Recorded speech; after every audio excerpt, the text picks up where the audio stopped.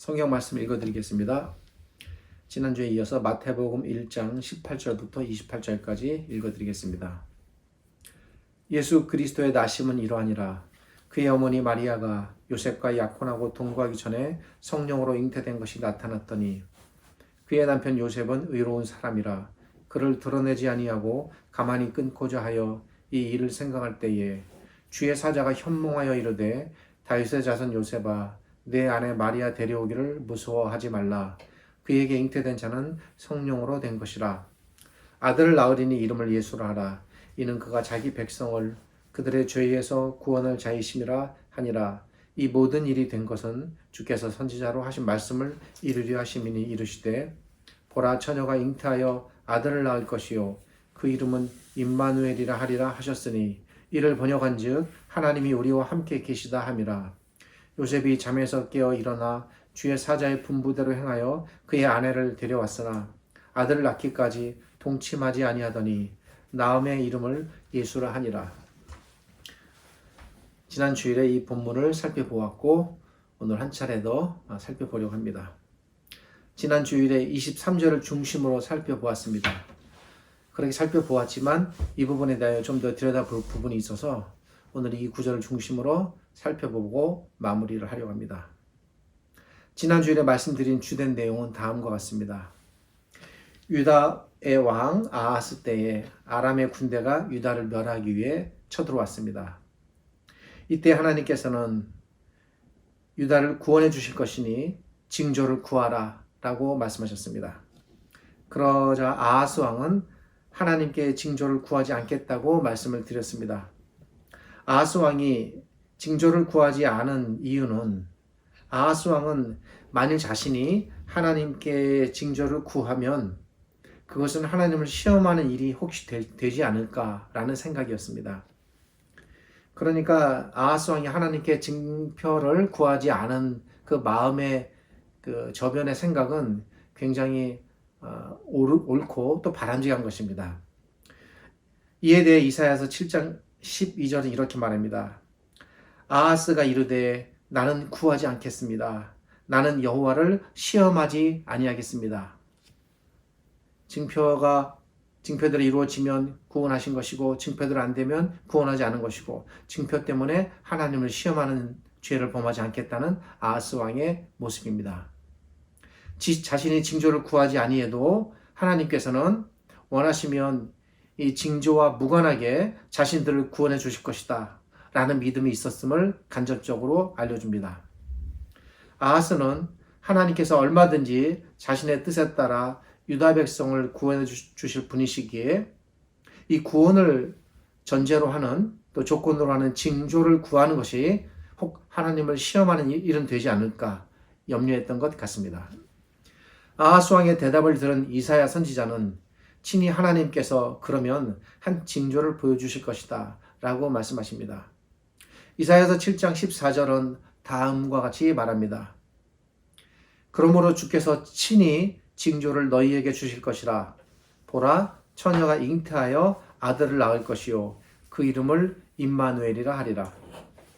비록 아하스 왕이 징조를 구하지 않았으나 하나님께서는 징조를 보여주시겠다고 말씀하신 것입니다.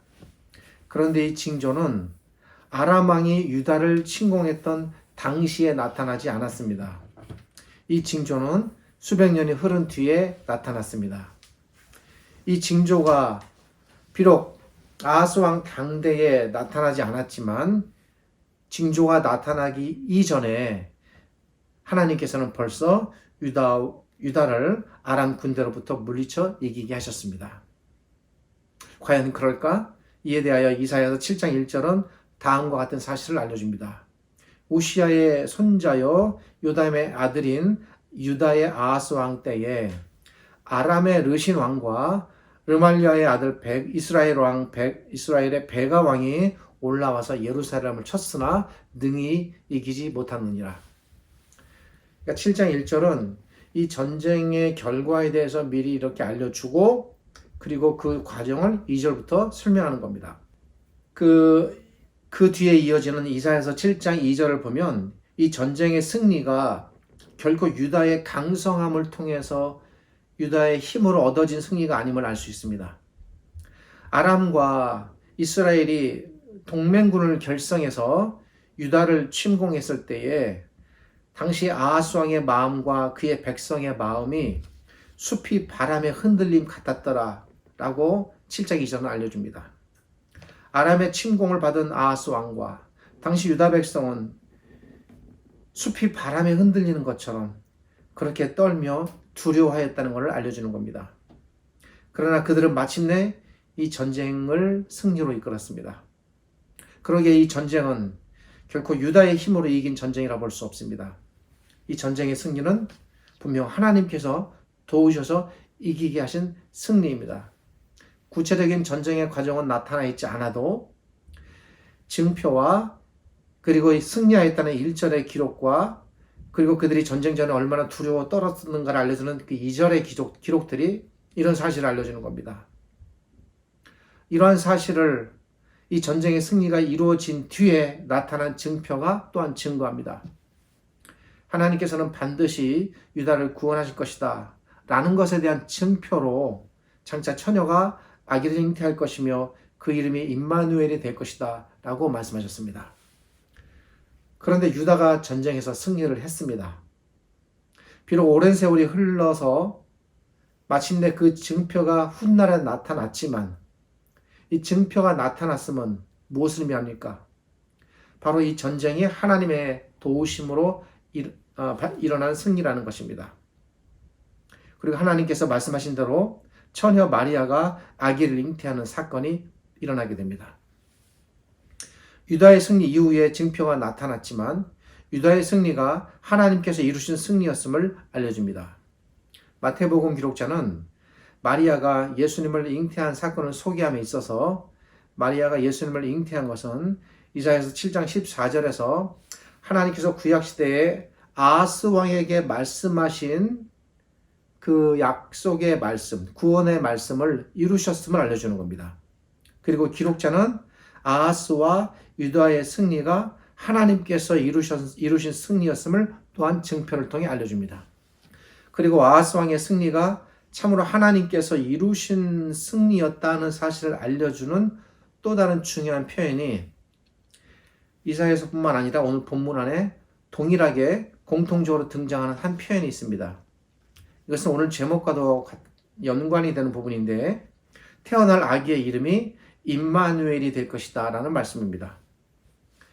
처녀가 아기를 잉태할 것이라는 이 말씀 자체도 말할 수 없는 이적이고 표적이며 이것 자체가 놀라운 증표가 될 수 있지만 이와 더불어 하나님께서 유다 백성을 구원할 것을 분명하게 알려주는 표현이 있으니 그것은 바로 장차 태어날 아기의 이름을 임마누엘로 짓게 하셨다는 것입니다. 어떤 이름을 지을 때는 그 이름에 담겨진 의미가 그 아기에게 부여된 어떤 앞으로의 할 일, 책임이나 소명과 연관되어 나타납니다. 임마누엘이라는 이름은 히브리어입니다. 이 말은 성경에도 기록되어 있듯이 하나님께서 우리와 함께 하신다라는 뜻입니다. 하나님께서 아하스 왕에게 처녀가 잉태하여 아들을 낳을 것인데 그 아기의 이름이 하나님께서 우리와 함께 하신다라는 임마누엘로 지으셨다는 사실은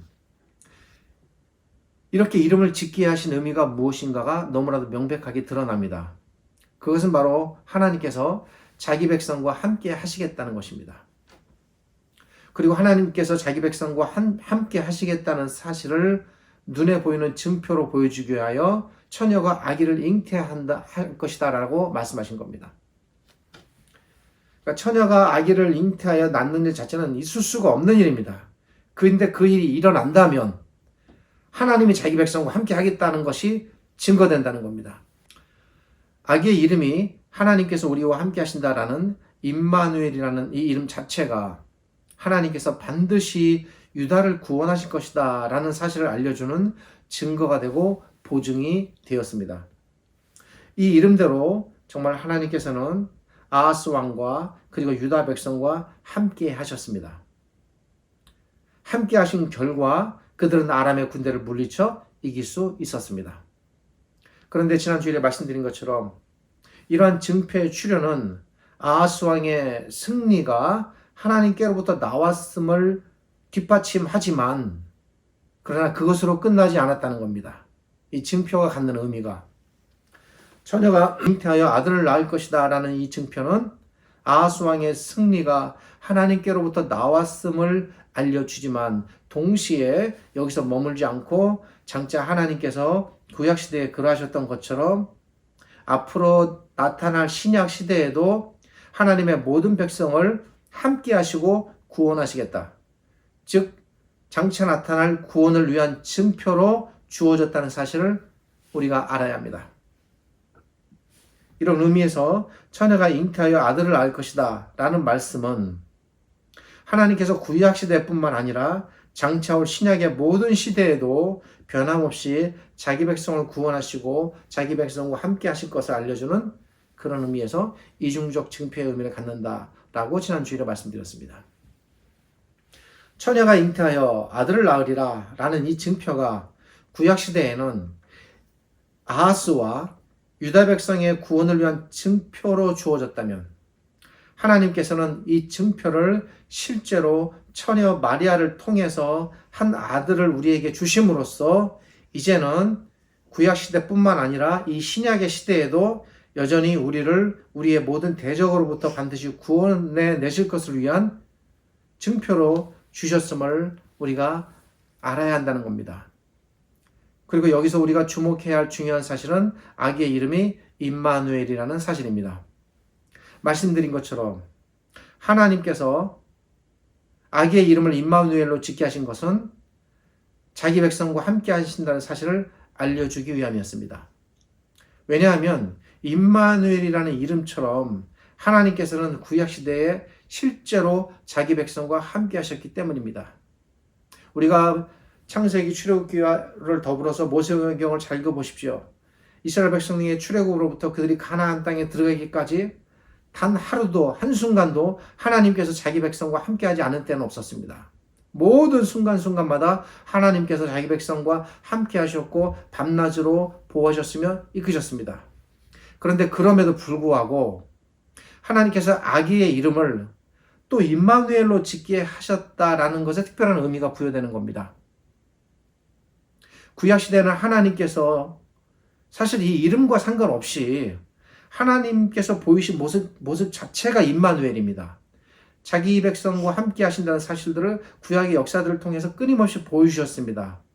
그럼에도 불구하고 장차 태어날 아기의 이름을 또 임마누엘로 정하신 이 말씀 속에 중요한 의미가 담겨 있습니다. 이것은 무엇을 의미할까요? 우리에게 중요한 두 가지 사실을 알려줍니다. 첫째는 태어나는 아기의 이름이 임마누엘이라는 사실은 이미 하나님께서는 임마누엘의 하나님이십니다. 구약시대에 계속 그러하셨어요. 이 이름이 부여됐다고 해서 그 이름 전에는 자기 백성과 함께하지 않은 하나님이 아니십니다. 하나님께서 구약시대에 자기 백성과 함께 하셨지만 그렇게 함께 하셨던 것처럼 신약시대에도 여전히 태어나는 아기 예수님을 통해서 자기 백성, 즉 우리와 함께 하시겠다는 거예요. 이걸 명확하게 마치 어떤 서류에 도장을 찍듯 인을 찍어서 알려주는 겁니다. 그리고 둘째로 우리가 알아야 할 중요한 사실은 여기서 임마누엘이라는 이 이름이 잘 들어보세요. 하나님 자신에게, 그러니까 제가 말씀드린 이 하나님은 성부 하나님이십니다. 굳이 따지면 성부 하나님 자신에게 스스로 부여하신 이름이 아니라 태어날 성자 하나님이신 아기 예수님께 붙여진 이름이라는 사실입니다. 구약시대에는 예수님께서 육체로 이 땅에 오시기 이전의 시대였습니다. 그렇게 오시지 않았지만 그럼에도 불구하고 하나님께서는 자기 백성과 함께 하셨습니다. 즉 예수님께서 육체로 오시기 이전부터 하나님께서는 이미 자기 백성과 함께 하시는 본질적으로 임마누엘의 하나님으로 존재하셨다는 사실입니다. 그렇게 이미 구약시대부터 자기 백성과 함께 하셨던 사실 그 본질이 임마누엘이신 그 하나님께서 이제는 그 임마누엘이라는 이름을 이 땅에 보내시는 아들이신 예수님께 부여하셨다는 사실은 무엇을 의미할까요? 그것은 하나님께서 구약시대에 자기 백성과 함께 하셨던 것처럼 구약의 모든 성경과 기록과 역사들이 이걸 다 보여주는 겁니다. 그런데 그렇게 구약이 증거하는 것처럼 이제 장차 태어날 이 아기 예수님, 이 아들이신 이분도 하나님이 되셔서 자기 백성과 함께 하셨던 구약의 그 하나님과 같은 길을 가시겠다는 겁니다. 같은 길을 가게 하시겠다는 겁니다. 그러니까 정리하면 이렇게 됩니다. 예수님이 태어나시기 이전에도 하나님께서는 이미 임마누엘의 하나님으로 존재하셨습니다. 그런데 그 임마누엘이라는 것을 이름으로 삼으셔서 예수님께 부여하심으로써 예수님도 구약의 하나님처럼 임마누엘의 하나님으로 이 땅에 보내셨다는 사실을 알려주는 겁니다. 이는 곧 하나님께서 예수님을 이 땅에 자기 백성과 함께 하시는 하나님으로 보내셨다는 사실을 알려줍니다. 이미 이 이름 속에 예수님 그분은 하나님이시다. 어떤 하나님? 자기 백성과 함께 하시는 하나님. 그 옛날 구약의 하나님처럼 여전히 신약시대에도 동일한 하나님의 그 일을 하시는 그 하나님이시다라는 걸 알려주는 겁니다. 끝으로 본문과 연관해서 꼭 알아야 할 중요한 부분을 한 가지만 더 말씀드리고 설교를 마치려고 합니다. 하나님께서는 처녀가 잉태하여 아들을 낳을 것이다 라는 말씀을 이사야 선지자 시대의 아하스 왕을 위한 증표의 말씀으로 주셨습니다. 이것은 지난 주일에 제가 거론한 부분이고 말씀드렸고 지금도 말씀드리는 부분입니다. 아하스 왕을 위해 아하스 왕의 시대의 증표로 주신 말씀입니다. 그리고 이 증표로 주신 말씀을 우리가 오늘 본문을 읽었듯이 마리아가 아기 예수님을 잉태하는 사건을 통해서 이루게 하셨습니다. 그런데 우리가 알아야 할 중요한 사실은 장차 태어날 이 아기에 관한 말씀이 이사야 선지자 시대에 아하스 왕에게 처음으로 주어진 말씀이 아니라는 것입니다. 장차 한 아기가 태어나 자기 백성을 구원할 것을 알려주는 이 아기가 할 역할에 대한 출생의 말씀은 이미 아담에게 주어진 말씀이었다는 사실을 우리가 결코 간과하면 안 됩니다. 그 말씀은 제가 여러 번 또 말씀드렸듯이 창세기 3장 15절의 말씀입니다. 그러니까 우리가 큰 맥을 보아야 합니다. 아담이 죄를 범하고 그 결과 모든 인류가 죄 아래 떨어져 죄로 인해 멸망당하게 되었을 바로 그 순간에 하나님께서는 장차 한 아기를 통해 하나님의 모든 백성을 구원하실 것이다 라는 말씀을 주셨습니다. 그것이 그 유명한 창세기 3장 15절에 여자의 후손은 내 머리를 상해할 것이다 라는 매우 희미하지만 그러나 분명한 구원의 말씀입니다. 이 말씀을 통해 하나님께서는 여자에게 한 후손을 태어나게 하실 것이며 그리고 그 여자의 후손을 통해 하나님의 모든 백성을 사탄에게서 구원하실 것이다. 궁극적으로 이렇게 말씀하셨습니다. 그리고 이 말씀을 이루시기 위해 하나님께서는 아하스 왕에게 이 창세기 3장 15절에 장차 태어날 아기에 관한 말씀을 증표로 주시겠다고 말씀하신 겁니다. 그러니까 우리가 어떤 냇가를 건너려면 그 냇가를 건너기 위해서 이렇게 징검도를 놓죠. 하나 놓습니다. 그리고 그걸 돌을 하나씩 밟아가면서 우리가 내를 건너듯 하나님께서 하나님의 말씀을 밝혀 가시기 위하여 하나의 돌을 하나씩 놓는 겁니다. 이렇게. 그래서 최초로 놓아진 돌이 창세기 3장 15절이고 두 번째 놓아지는 돌이 이사야 선지자의 이 말씀입니다. 이를 통해 하나님께서는 말씀하신 창세기 3장 15절의 그 말씀이 그때는 제가 좀 아까 말씀드렸듯이 굉장히 어떤 면에서 막연해 보이고 희미해 보입니다. 머리를 상할 것이다. 이거 도대체 무슨 말인가? 여인의 후손은 또 뭔가? 막연해 보입니다. 그 막연해 보이고 희미해 보였던 말씀이 구체적으로 어떻게 나타날 것인가를, 즉 창세기 3장 15절이 좀 더 이제 구체적으로 어떤 방식으로 진행되고 성취될 것인가를 비로소 이사야 선지자 시대에 아하스 왕에게 말씀하시는 증표를 통해서 알려주시는 겁니다. 창세기 3장 15절에서는 여자의 후손으로 태어날 아기에 관한 말씀이 주어졌다면 이사야서 7장 14절에서는 그 여자의 후손으로 태어날 아기, 태어난다는 것, 그것은 처녀에게서 나는 것이고 그 여자는 장차 그 아기를 낳을 여인이고, 그리고 이 아기가 바로 창세기 3장 15절에 그 언급된 아기라는 것을 알려주기 위하여 이사야서 7장 14절에서 태어날 아기에 대한 내용을 구체적으로 구체화시키는 것입니다. 창세기 3장 15절에서는 매우 희미하게 여자에게서 태어날 한 아들에 대한 말씀이 주어졌다면 그 여자에게서 태어날 아들에 관한 내용이 이사야서 7장 14절에서는 처녀에게서 태어날 아들이 될 것이다 라는 단계까지 보다 그 계시가 구체적으로 발전했습니다. 이런 성경의 그 하나님의 말씀을 우리가 다른 말로 계시라고 하는데요. 알려주는 거예요. 하나님에 관한 어떤 사실을 알려준다라는 측면에서 우리가 계시라는 표현을 씁니다. 근데 이런 계시가 정체되어 있는 것이 아니라 성경이 진행될수록 점점 더 구체적으로 드러나고 나타나고 발전하게 됩니다. 그래서 성경학자들은 이런 것을 뭐라고 표현하냐면 성경의 계시적 발전이라고 부릅니다.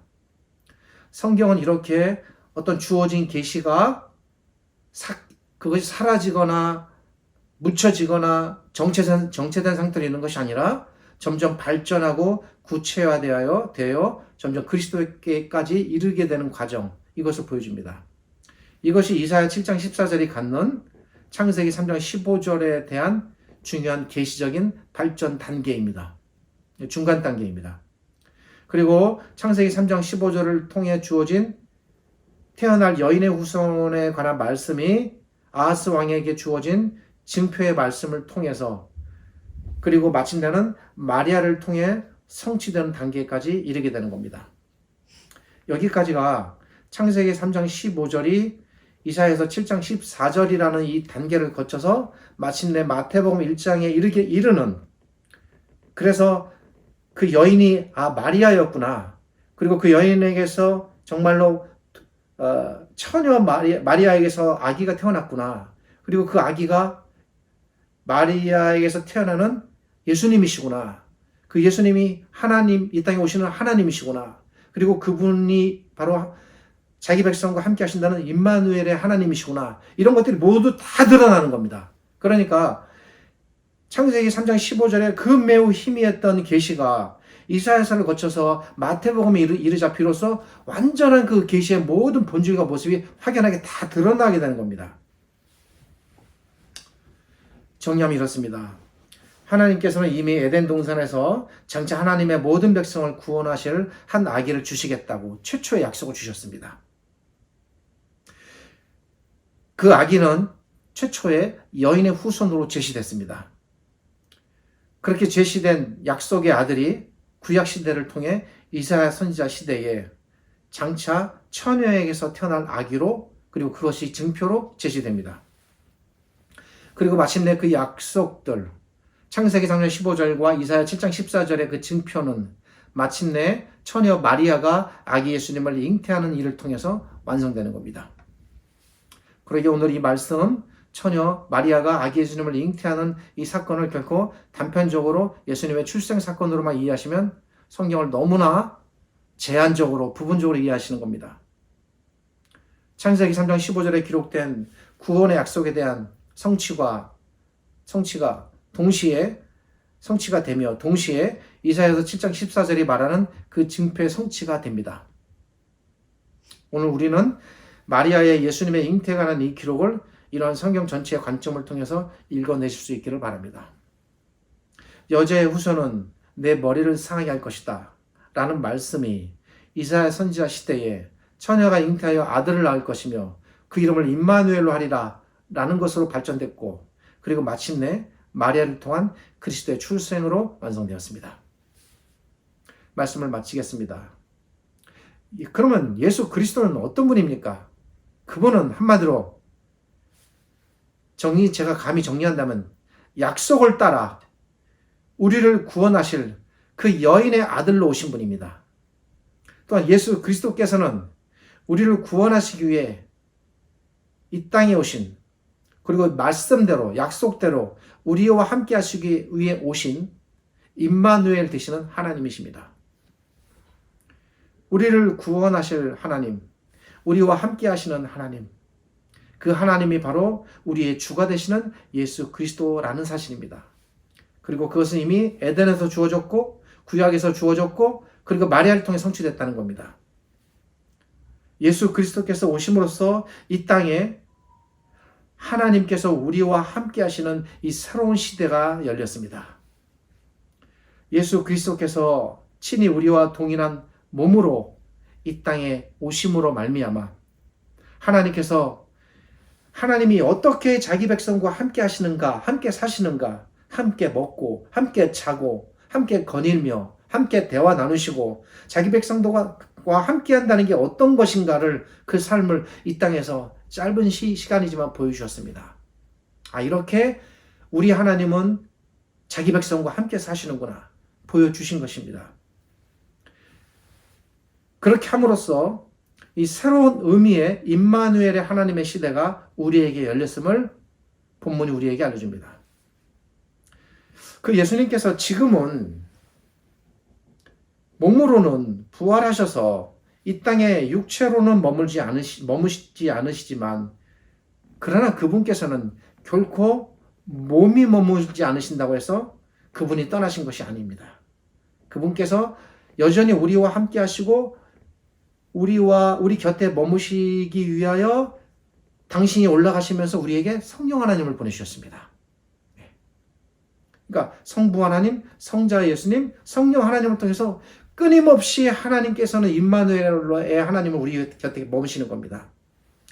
그렇기 때문에 그분은 비록 부활하여 지금 하늘에 계시지만 여전히 우리 곁에 머무시고 우리와 함께 하십니다. 분명하고도 단호하게 그리고 과감하게 말씀드릴 수 있습니다. 예수 그리스도 임마누엘이신 하나님께서는 결코 이 땅을 버리지 않으셨습니다. 결코 이 땅을 포기하거나 떠나지 않으십니다. 그분은 지금과 그리고 앞으로도 영원히 자기 백성 곁에서 자기 백성과 같은 공간 속에서 자기 백성이 느끼는 그 아픔과 고통의 현실 속에서 자기 백성과 공유하는 마음을 가지고 어쩌면 그보다도 더 애통해하고 더 슬퍼하시면서 자기 백성의 그 아픔의 현실 속에 자기 백성과 함께 하십니다. 언제나 자기 백성과 함께 하시고 자기 백성을 이끄시고 그런 의미에서 자기 백성을 구원하시고 반드시 자기 백성을 도우실 것입니다. 이 땅에 임마누엘의 하나님으로 오신 우리 주님 예수 그리스도, 그분을 찬양하고 경배하고 그분 앞에 머리 숙여 순종하며 살아갈 것을 엄숙한 마음으로 다짐하고 또 다짐합니다. 기도하겠습니다. 하나님 감사합니다. 오늘 말씀을 통해서 이 땅에 우리와 함께 사시기 위해 우리 주님께서 약속대로 그리고 증표대로 오셨음을 배웠습니다. 우리 안에 오셨고 머무시며 비록 몸은 하늘에 계셔도 성령 하나님을 통하여 여전히 우리와 함께 하시는 하나님, 그 하나님을 우리가 마음에 잘 담아두게 하시고 새기게 하시고 우리의 모든 삶 동안 평생 동안 앞으로 영원히 하나님과 함께하며 함께 기뻐하고 함께 즐거워하며 함께 살아가며 함께 하나님의 나라를 소망하며 살아가는 그러한 믿음, 그러한 꿈을 저희들이 잃지 않게 하여 주옵소서. 지금은 우리 주님 예수 그리스도의 은혜와 저희를 지극히 사랑하시는 아버지 하나님의 크신 사랑과 오늘도 이 말씀으로 임마누엘의 하나님으로 오시고 우리와 함께 하시는 그리고 우리를 위로하시는 성령 하나님의 그 도우심과 함께 하심이 오늘 이 말씀을 받아들이고 깨닫고 고백하며 나아가는 모든 신자들에게 그 위로와 평안이 가득하고 넘쳐나기를 우리 주님 예수 그리스도의 이름으로 축복하며 기도드립니다.